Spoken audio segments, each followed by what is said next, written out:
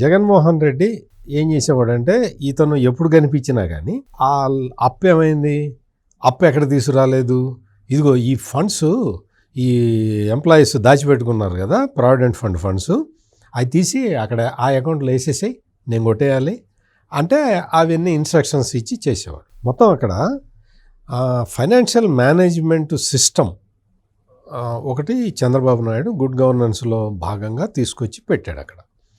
అందులో ఏంటి అంటే డాష్ బోర్డ్ ఉంటుంది, గవర్నమెంట్కి ఎంత ప్రతిరోజు అనమాట ఎంత ఇన్కమ్ వచ్చింది, బిల్స్ ఎంత పే చేయాలి, ఇంకా ఎంత ఇది ఉన్నది అనేది మొత్తం డాష్ బోర్డ్ కనపడుతూ ఉంటుంది. అందరికీ కాదు, లిమిటెడ్ వీళ్ళకి. ఆ డాష్ బోర్డు ఉంటే దాన్ని చూసుకొని రాష్ట్ర ఆర్థిక పరిస్థితి మనం ఏంటి, మన పరిస్థితి ఏంటి అనేది, కొన్ని బిల్లులు ఆపండాయా అని చెప్పటం, లేకపోతే పేమెంట్లు రెగ్యులేట్ చేయటం, ఇటువంటివి చేస్తారు.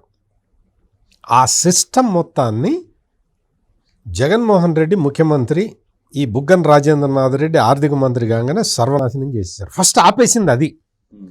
అంటే విధ్వంసాన్ని మొదలు పెట్టడానికి చాలామంది ఏమనుకుంటారంటే ప్రజావేదిక కూల్చడం ద్వారా రాష్ట్ర విధ్వంసం మొదలైంది అనుకుంటారు.